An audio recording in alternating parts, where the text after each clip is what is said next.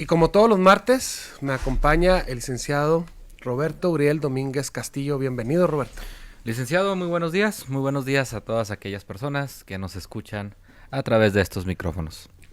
Y Roberto, bueno, pues hoy de nueva cuenta se anuncia un dictamen a las 13:30 horas en el Senado de la República para ver cuál es la resolución de las comisiones unidas en cuanto a la reforma electoral, este llamado Plan B, que había sido un Plan A, que es un Plan B, que se habían puesto de acuerdo. Ayer la Presidenta de la República tuvo una reunión por la tarde con las dirigencias del PT y del Verde.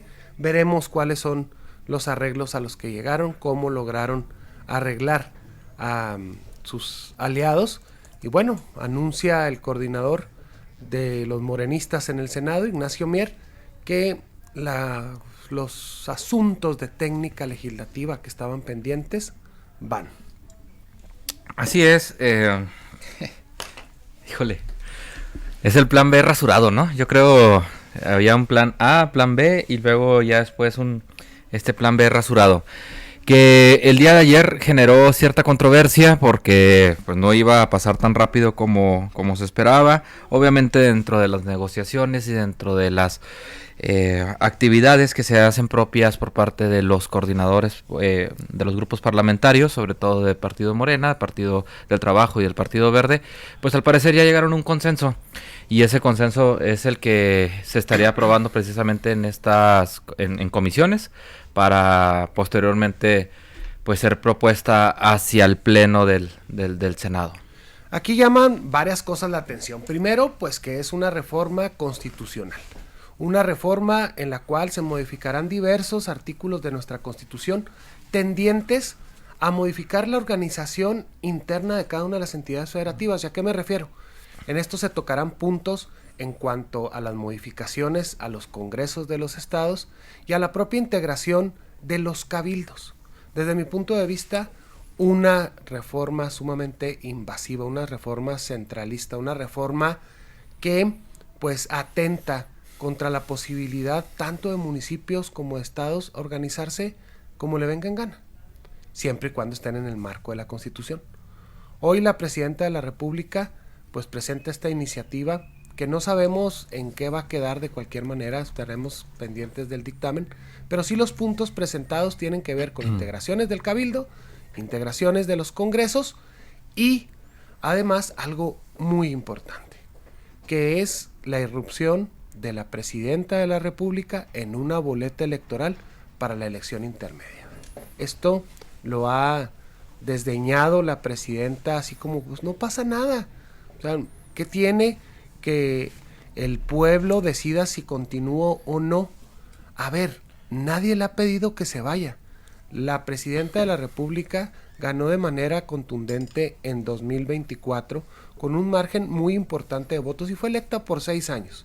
Si bien es cierto, existen los mecanismos a través de las figuras de participación ciudadana para que la ciudadanía exija una rendición de cuentas, tampoco se puede hacer de manera prematura. No es una ocurrencia de que hoy voté y mañana se me ocurre que ya se tiene que ir. Estos mecanismos están pensados precisamente para que después de la mitad del ejercicio de gobierno, si es que existe una inconformidad, se presente esta solicitud. Sin embargo, pues esto coincidiría con el 2028. Y no, la Presidenta no está de acuerdo. Ella sabe que la caballada de su partido está flaca. Ella sabe que el desgaste del ejercicio de poder está mermando las percepciones electorales sobre Morena. Ella sabe que les están alcanzando los escándalos relacionados con la presidencia de Andrés Manuel López Obrador.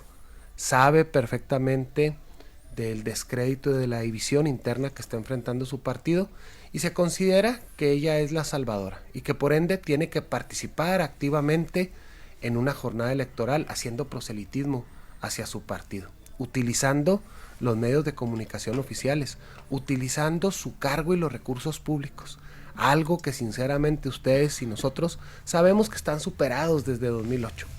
Es realmente lamentable cómo han tratado de desvirtuar no solamente a las instituciones electorales, sino a todos los mecanismos donde la ciudadanía puede influir. Y esto, Roberto, es lo que a mí más me preocupa de este plan B, de este plan de reniego, de este plan de berrinche. No, sin duda, licenciado, yo creo que ese es el punto toral de este plan B.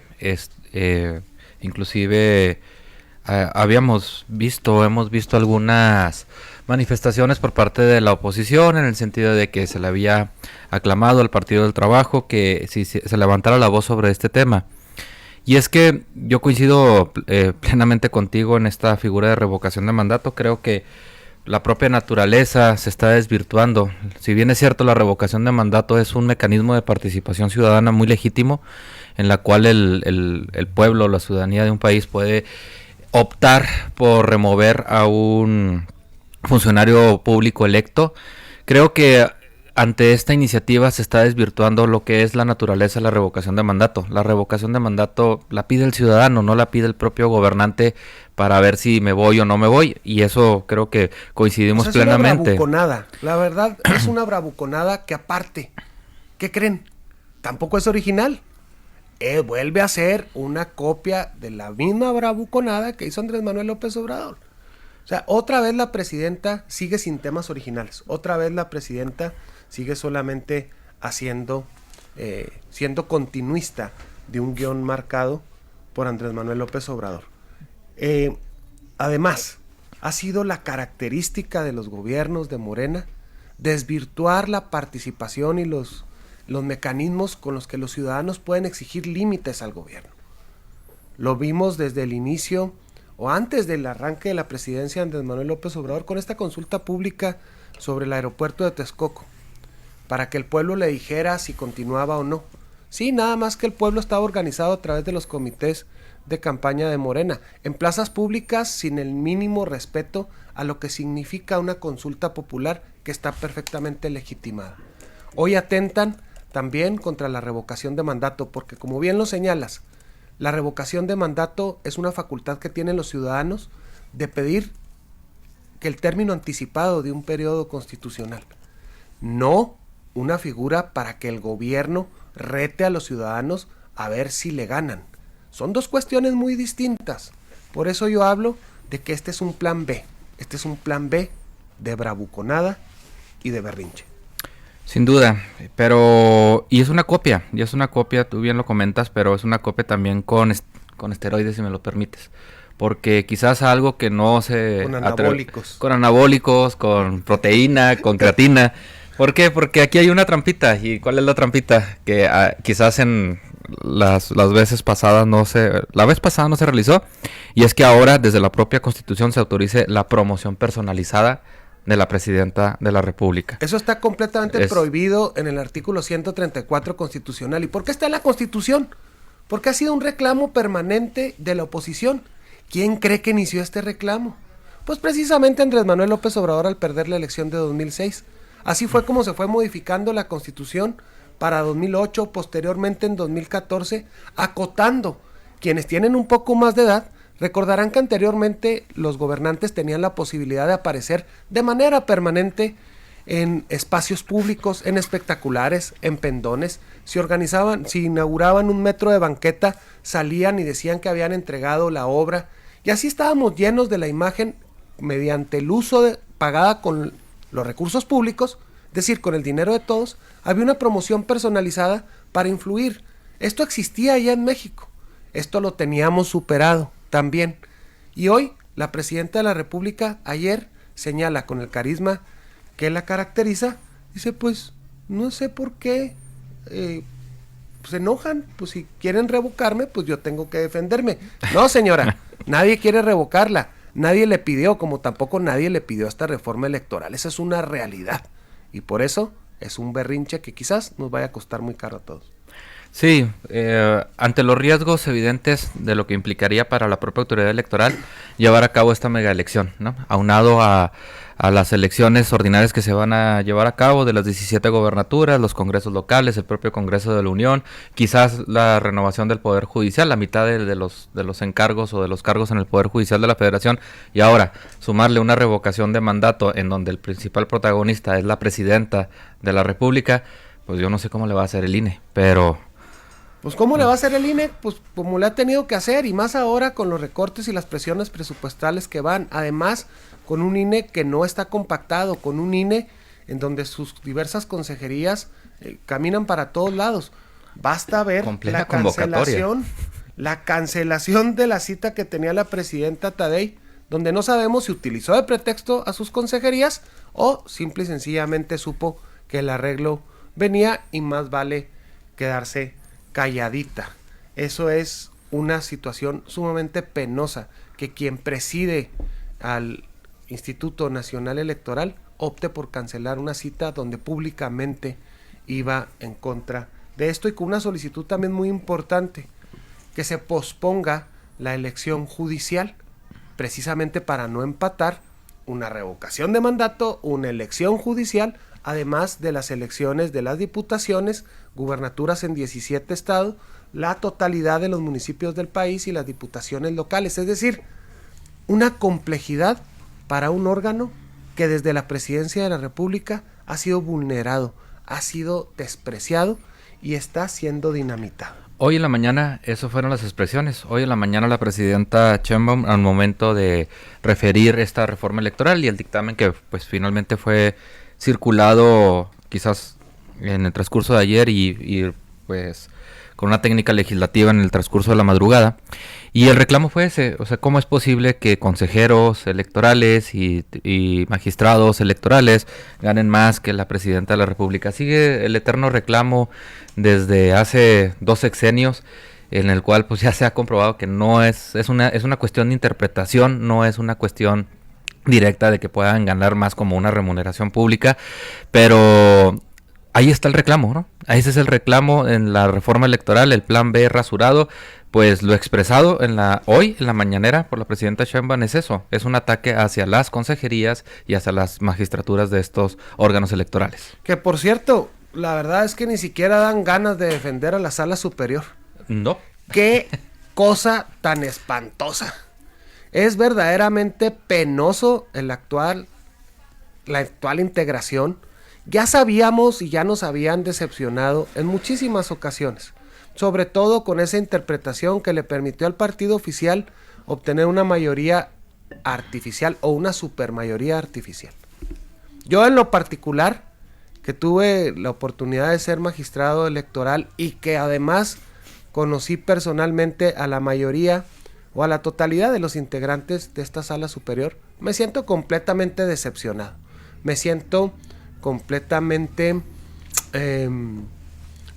contrariado del servilismo, me siento contrariado por unas interpretaciones realmente alejadas del derecho, por la simulación, por estar abyectos al poder.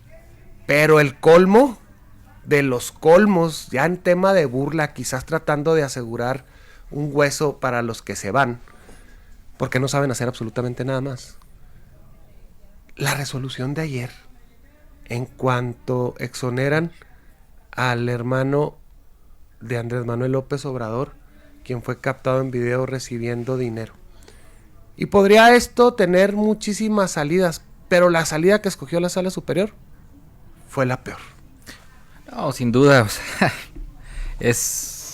yo me sumo a esos sentimientos que se tiene sobre esta máxima autoridad en materia electoral, que quizás ya nos tiene de cierta forma acostumbrado con algunos criterios, con algunas sentencias que pues la verdad nosotros como analistas en esta materia y habernos dedicado y dedicarnos tanto tiempo a esta materia electoral, pues sí de repente nos asombran con estos criterios que dices, bueno, pues ¿de dónde o cómo lo puedes justificar? Prácticamente esta sentencia que emitió la Sala Superior fue un proyecto de la expresidenta de la Sala Superior, Mónica Soto Fregoso, en el cual pues se exonera al hermano de Andrés Manuel López Obrador, Pío López Obrador, por estos famosos videos en donde fue captado en un restaurante recibiendo unos sobres aparentemente con dinero. los cuales esos videos y esa investigación pues había sido producto de distintas instancias en el propio Poder Judicial de la Ciudad de México, en la Fiscalía especializada en delitos electorales, en el Instituto Nacional Electoral y pues ahora finalmente en la Sala Superior. ¿Qué fue lo que pasó? Pues la Unidad Técnica de Fiscalización del INE en su momento no logró acreditar los elementos necesarios para poder establecer alguna infracción o alguna medida en materia electoral. Es decir, no se logró acreditar dentro de esa investigación que esta unidad tiene, y vaya que tiene bastantes alcances. Pues para empezar, esta unidad tiene libertad en el secreto bancario, es decir, puede acceder al sistema financiero mexicano para dar con estas investigaciones, que curiosamente el hermano de Andrés Manuel López Obrador en 2008-2010 había declarado en ceros, y eso es parte de la justificación que se aborda en este tipo de proyectos. Y entonces hubo un reclamo de un personaje, Federico Doring, que impugnó precisamente esta determinación de la Unidad Técnica del Instituto Nacional Electoral y se va a esta Sala Superior en el sentido de decir, oye, faltó bastante investigación, debió de haberse realizado este tipo de acciones para poder pues precisamente encontrar las pruebas necesarias para determinar que sí existió una infracción en la materia electoral. Sobre todo con declaraciones del presidente o del expresidente Andrés Manuel López Obrador, en donde él había manifestado que sí, pues, que eran parte de las aportaciones que se recibían por ciudadanos o por afines a Morena, que no tenía nada de malo que su hermano hubiera recibido este tipo de aportaciones, o sea, confesiones realizadas en la propia mañanera. Pero pues esta Sala Superior dijo que esos videos pues estaban editados o que no podían corresponder a un video original o que no fuera manipulado. ¿Por qué? Porque en esos videos pues viene la marca de agua del medio periodístico Latinos, y entonces eso ya no daba fidedignidad de los videos, y ante esa falta de claridad y originalidad la Sala Superior no podía determinar que fueran verdaderos esos videos. Qué excelente relato te aventaste, la verdad. Con mi reconocimiento, muy bien puesto en contexto qué es la aberrante decisión de la Sala Superior. Cuando pensamos que nada más nos sorprendería, lo vuelve a hacer. Y lo peor es que esto parece un preámbulo de un tribunal que simple y sencillamente será un tapete, de una expresión judicial que tuvo muy buenos años, que generó una muy buena época y que hoy realmente dan pena, y eso estoy siendo muy, muy generoso. Continuamos al derecho y en contexto.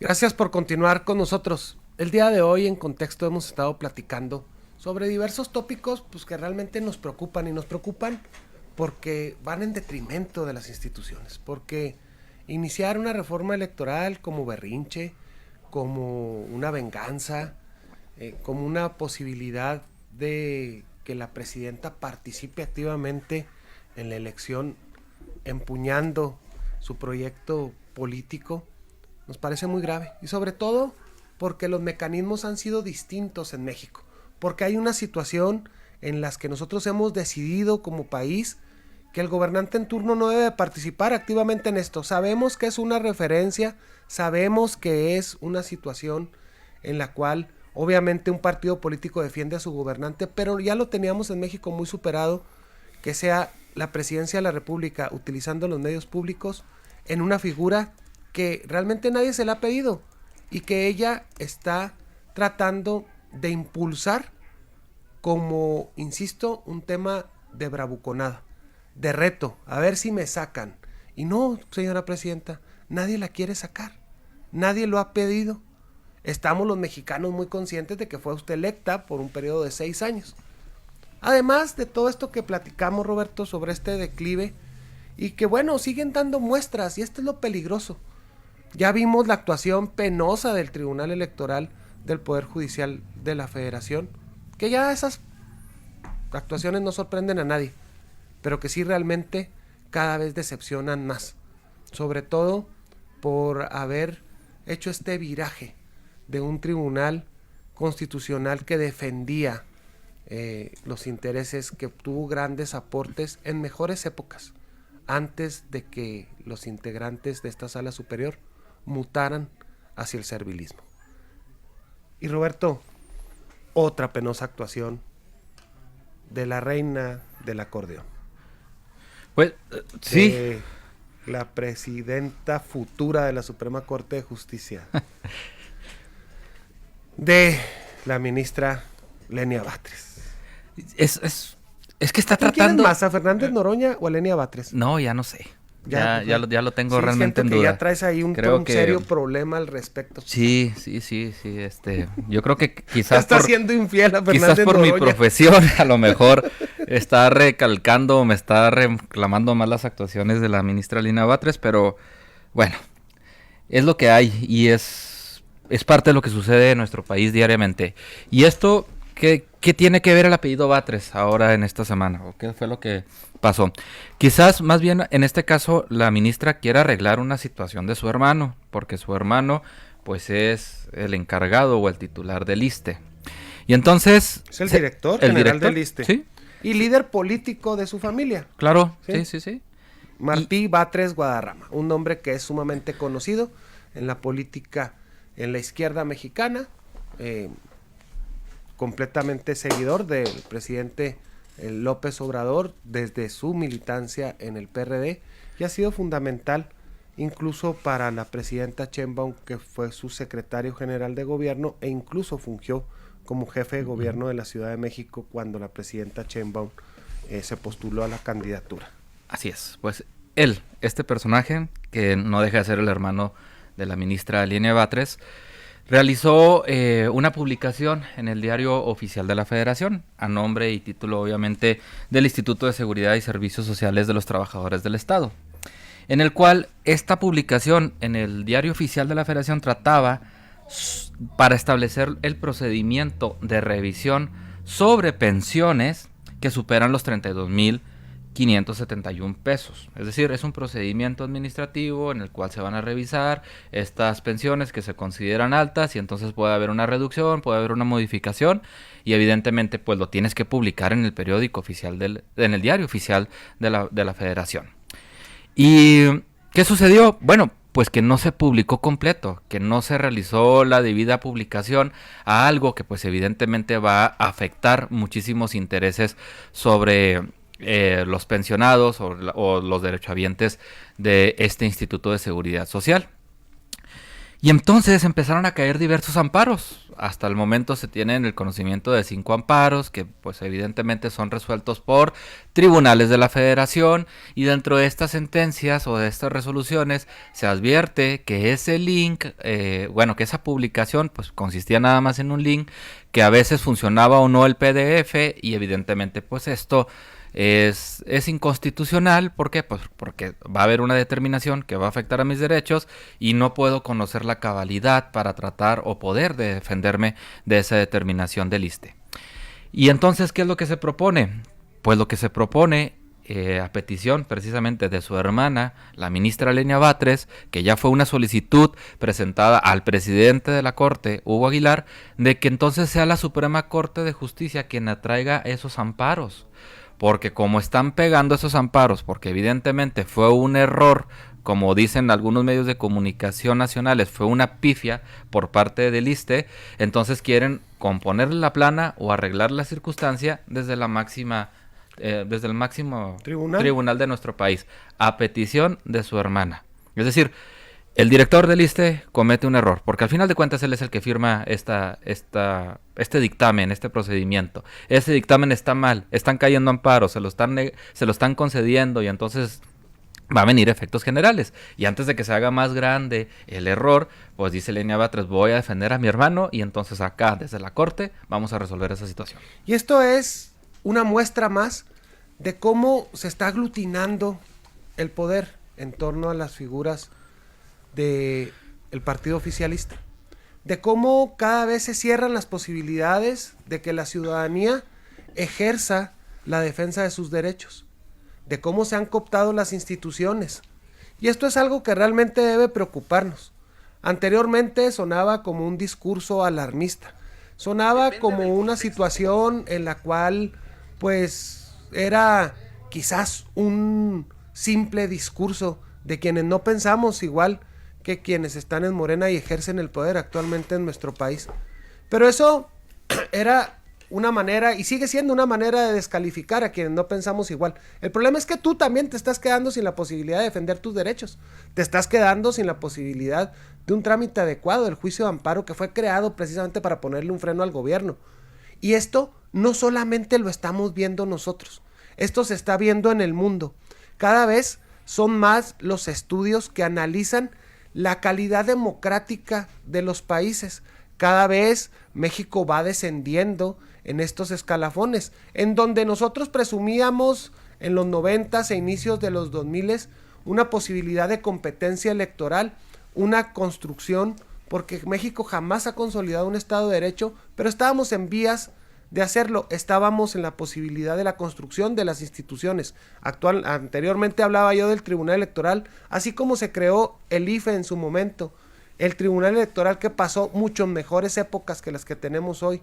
La tan criticada reforma al Poder Judicial de Ernesto Zedillo, que tuvo como consecuencia la creación del Consejo de la Judicatura, que permitió a miles de hombres y mujeres acceder por propios méritos a posiciones que antes estaban reservadas hacia el favoritismo, hacia el padrinazgo.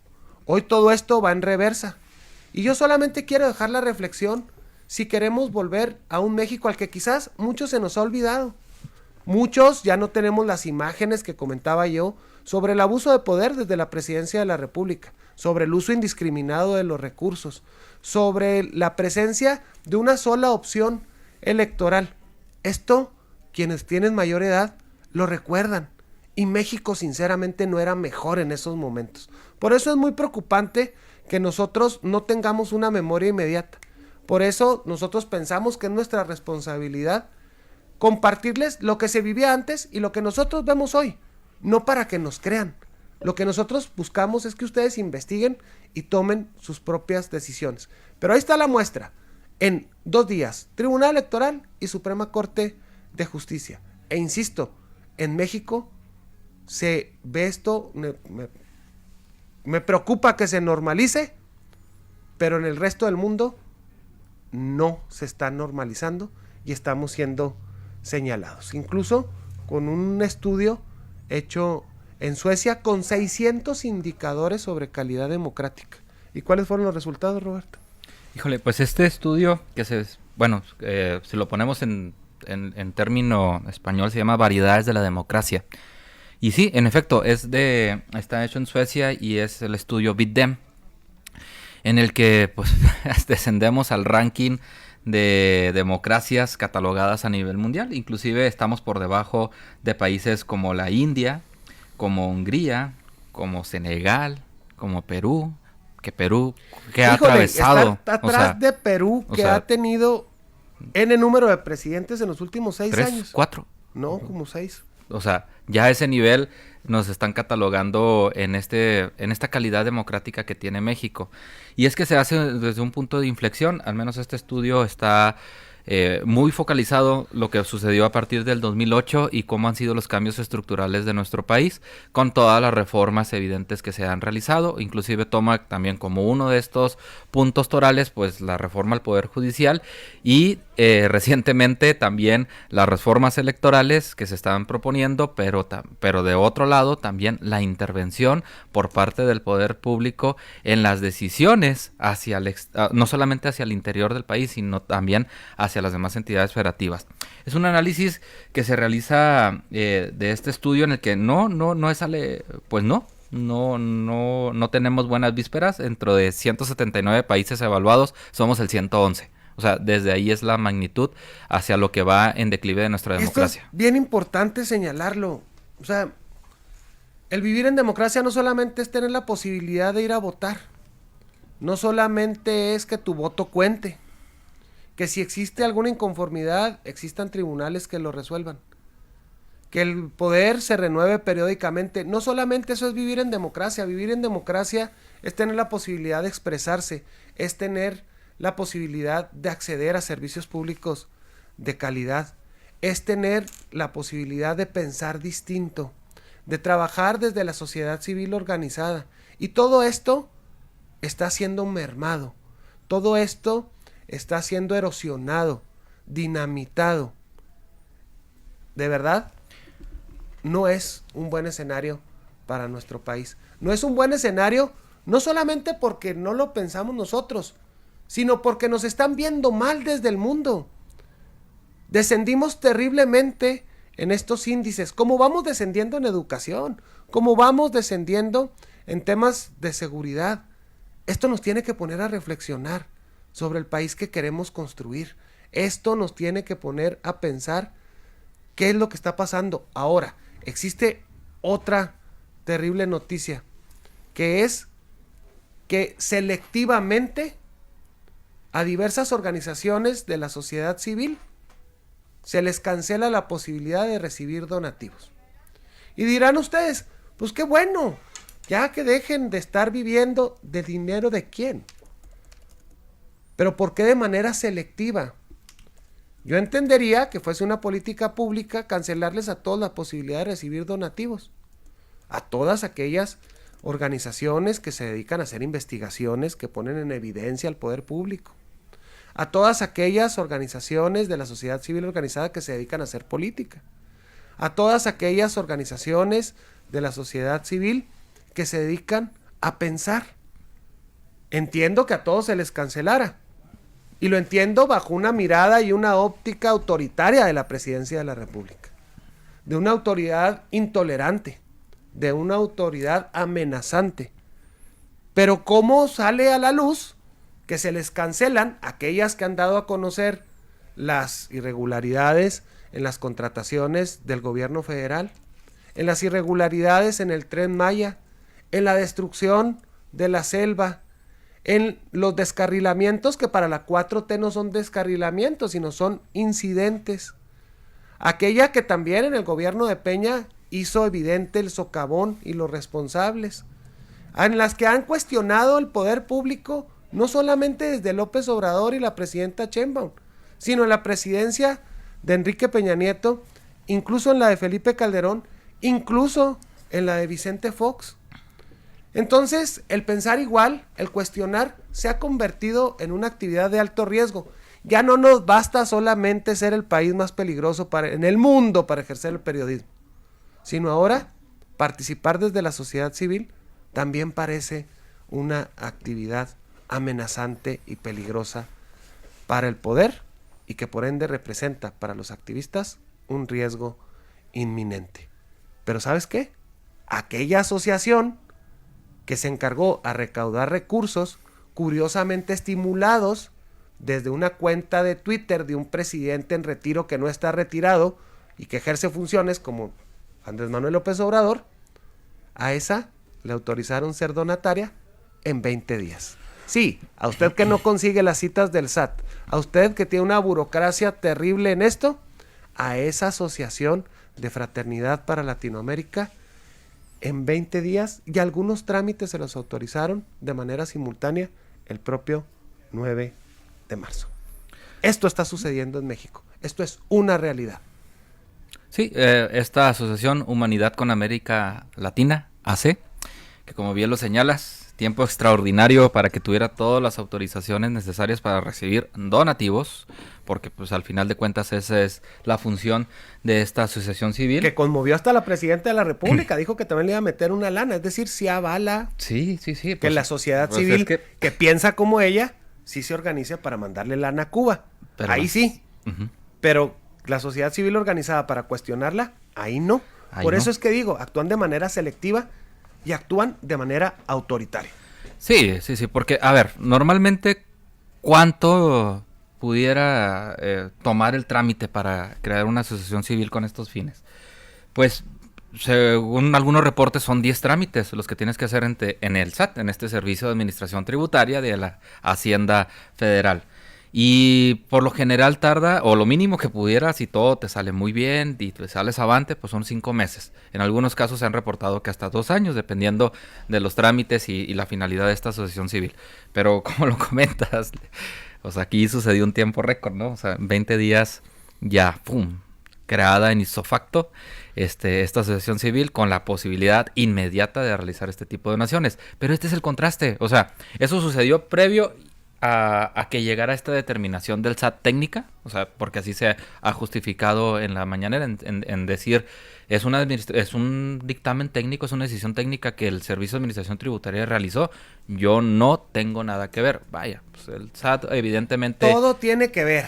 Sí. O sea, todo tiene que ver. Y tampoco existen estas casualidades o este trato diferenciado, pues desde que llegó la orden de la chingada, porque así se llama el rancho donde está en retiro el no retirado, pues ya, inmediatamente con un tuit se prendió el cerro, ahora sí, empezó a caer la billetiza y sigue este reto permanente. O sea, otra vez, recursos humanitarios en una colecta que nadie sabe qué rollo con ella. Así como nadie supo qué rollo con los donativos para el sismo que sucedió y que terminaron utilizándose y comprobados que esos recursos que la ciudadanía aportaba para la reconstrucción del sismo fueron utilizados en comités de Morena. Ahí todavía el INE actuaba y se comprobó. Ahora estos recursos que supuestamente van a ser donados hacia el gobierno de Cuba y que también fueron agradecidos por el dictador Díaz-Canel, bueno, pues resulta que tuvieron el aval del gobierno mexicano rapidísimo. Es decir, y si como todavía no, de verdad es que a veces dan ganas de quitarle, bueno, ya hace mucho tiempo que tengo ganas de quitar los micrófonos de la mañanera, pero ahora sí se han dejado caer, como decimos por acá. Se han dejado caer. Todavía dijo la presidenta de la República que ahí van más barcos con ayuda humanitaria y que están buscando el mecanismo para poder venderle hidrocarburos a la isla. Es decir, no basta con ser señalados como el epicentro del crimen en Latinoamérica.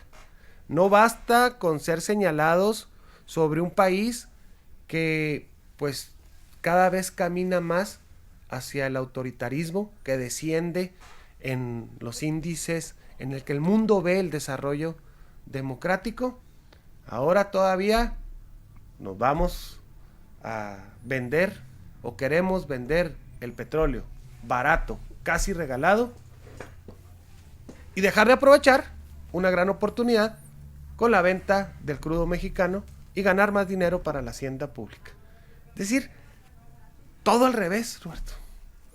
Todo al revés. Yo no entiendo, de verdad, o sea,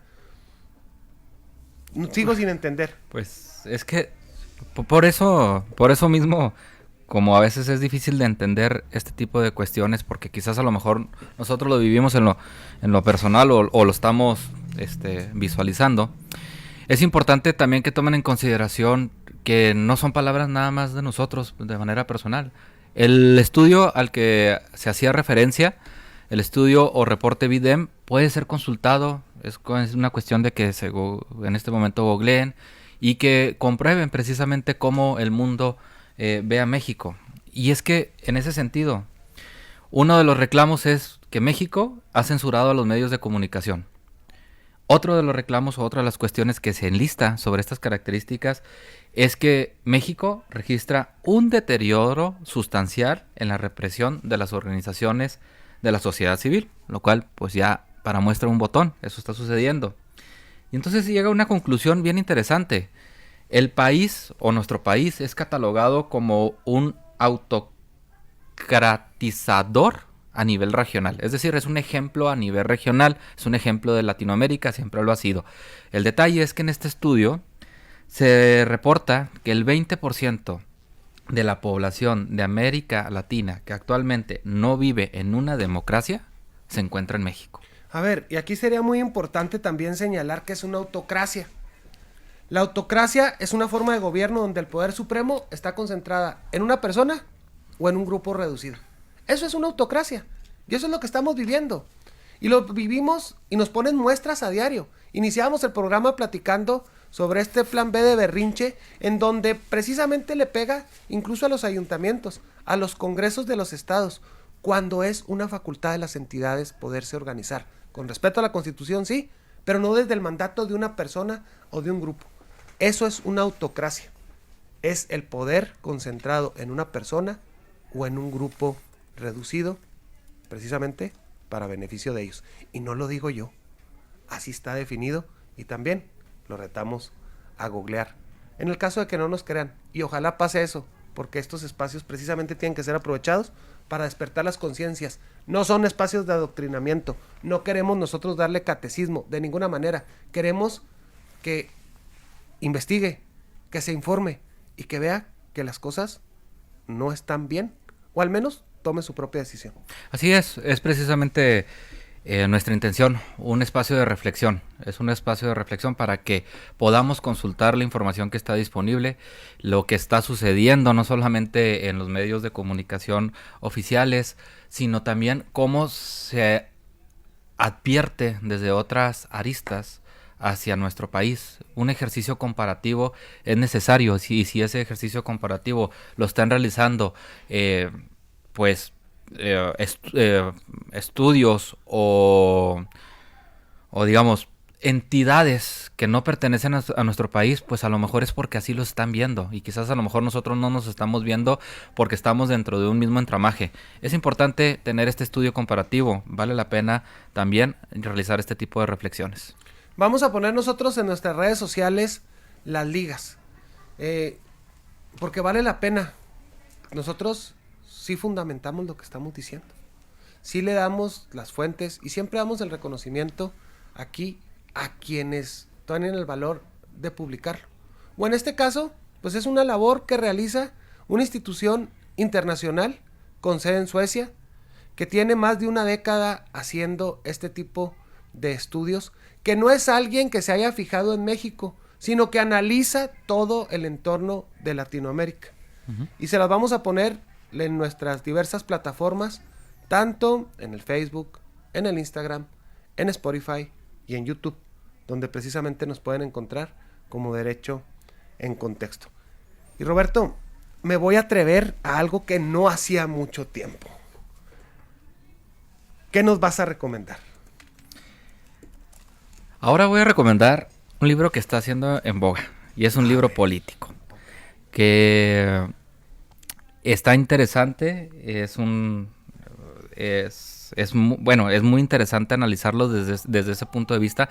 Yo no lo había analizado desde este tema. Este libro se llama Dinastías y habla precisamente de dos grupos políticos que a lo largo del tiempo, desde Luis Echeverría, el propio López Portillo, inclusive Salinas y demás presidentes, pues cómo han pertenecido a dos grupos políticos en el que casi siempre se han rivalizado el poder.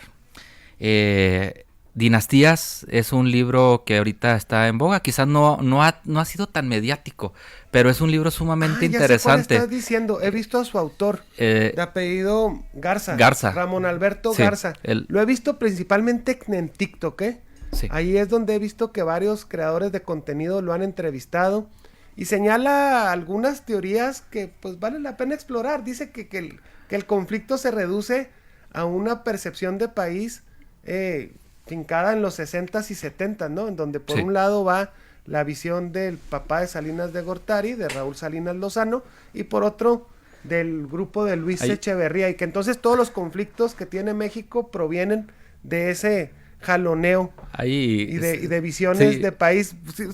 Está interesante, le mete ciertas cuestiones que yo digo, caray, pues habrá que comprobarlo. Él dice que está fundamentado, ¿por qué? Porque tuvo la oportunidad de platicar con los personajes de los que habla. ¿Y de la lectura que ha realizado sí te ha llamado la atención? No, claro, porque viene a ver, nada más un dato ahí para no spoilear tanto.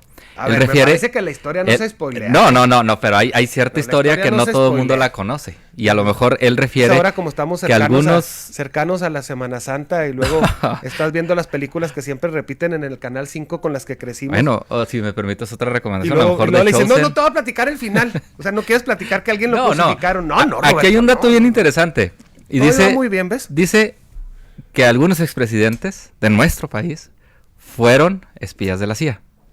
Ese dato, por ejemplo, yo no lo tenía dentro de un no contexto lo conocías, histórico. Pero no, sí hay varios autores que lo han señalado al respecto de cómo la CIA, y no solamente en la década de los 70s, sino desde siempre. Desde la creación de la CIA. Desde la creación de la CIA, ya la institucionalización de estas políticas de espionaje, pues en la revolución tuvieron muchísima apertura. Inclusive la Dirección Federal de Seguridad, encabezada por Fernando Gutiérrez Barrios, siempre se ha señalado como informantes. En fin, son muchas cosas que hay que platicar, son muchos temas que de verdad disfrutamos muchísimo compartir con ustedes. Y Roberto, pues el tiempo ahora sí se nos agotó. Así es, y pues como siempre, deseándoles un excelente martes, pásela muy bien. Nos vemos y nos escuchamos el próximo martes, aquí donde hablamos derecho y en contexto.